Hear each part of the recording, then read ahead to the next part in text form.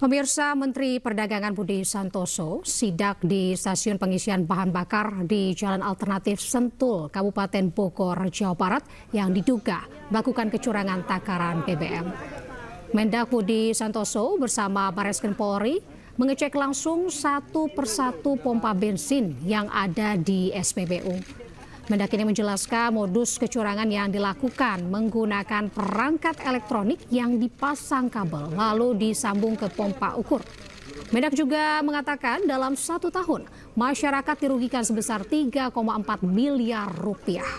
Sementara SPBU disegel dan tidak bisa beroperasi.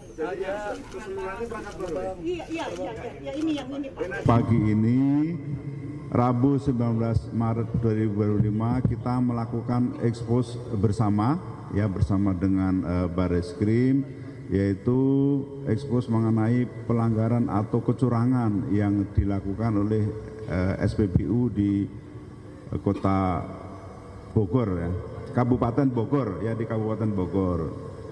Jadi temuan ini sebenarnya berasal dari aduan masyarakat yang kemudian ditindaklanjuti oleh Polri dan didalami bersama dengan Kemendak dan juga pemerintah daerah, sehingga ditemukan atau diduga ada kecurangan yang dilakukan oleh pengusaha SPBU ini, yaitu dengan memasang perangkat elektronik yang ini saya pikir bentuknya baru jadi tidak begitu kelihatan. Elektronik dipasang di kabel, disambungkan di pompa ukur, kemudian dibawa ke ruangan yang agak jauh dari pompa ukur, dan menggunakan sistem remote. Jadi pengurangan atau pengoperasionalan ini bisa dilakukan dengan sistem remote yang difungsikan dengan handphone. Jadi nanti ada Persatuan Pengusaha Minyak Goreng Kemasan Indonesia, Permikindo ini menemui Kementerian Perdagangan untuk membahas masalah penjualan minyak kita.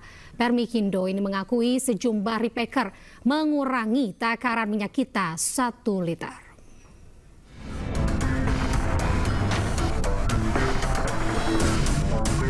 Pelaku usaha pengemasan ulang atau repacker minyak kita yang tergabung dalam Persatuan Pengusaha Minyak Goreng Kemasan Indonesia mengakui bahwa ada praktik pengurangan isi dari minyak goreng minyak kita yang dilakukan oleh sejumlah repacker. Permikindo meminta maaf kepada masyarakat Indonesia atas kekisruhan yang terjadi. Permikindo menyebut hal itu dilakukan bukan untuk menipu masyarakat, melainkan untuk menyesuaikan dengan biaya produksi semata. Pasalnya, minyak kita yang sampai kepada repacker sudah di atas harga eceran tertinggi, yaitu Rp13.500 per liter. Selain itu, para repacker juga tidak mendapatkan minyak goreng domestic market obligation atau DMO. Kenapa logikanya harus kurang takaran? Kan itu intinya tuh.